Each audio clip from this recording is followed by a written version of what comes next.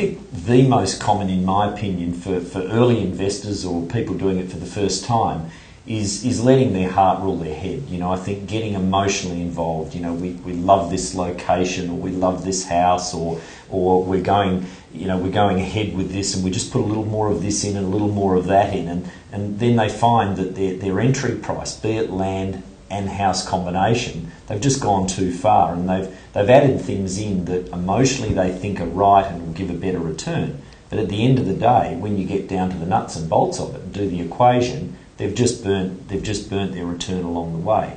And when you get the emotion involved and you haven't looked at this with fundamentals, you're missing the mark. And so what you think may be more appealing doesn't necessarily result in a property that's got greater longevity, has got more appeal to tenants, etc., because you really haven't sought that expert advice and at the same time kept within a budget.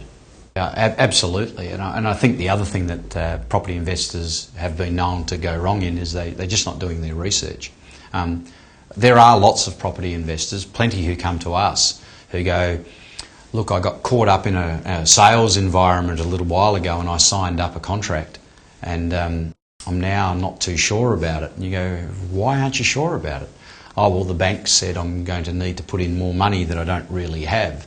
And you go, oh, well, have you seen the investment? Oh, no, we haven't seen it. And you think, wow, that's a $500,000 investment you're talking about here.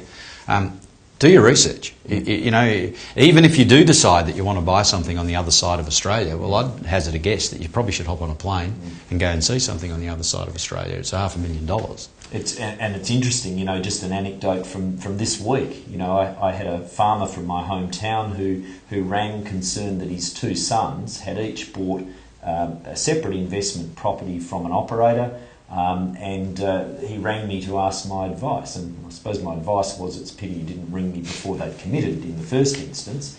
But then when I Googled the name of the organisation, the first thing that came up in the Google search was relating to a scam from the organisation of which they'd committed to purchasing two properties. So, you know, again, an early mistake for beginners.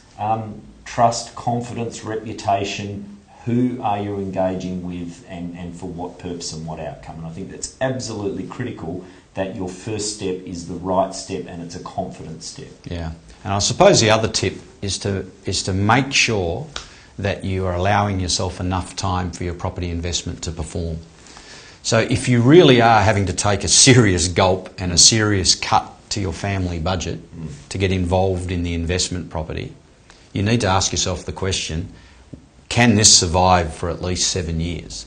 Because that's what it may take for you to get the truth out of the performance of your property investment. So as we like to say to clients, borrow 80%, buy 80% of the median house price in a particular area and think 8 years, then it's a pretty safe investment. But if you borrow a lot more and you pay over the odds and you think you can turn it around in a short period of time, you're not investing, you're actually speculating.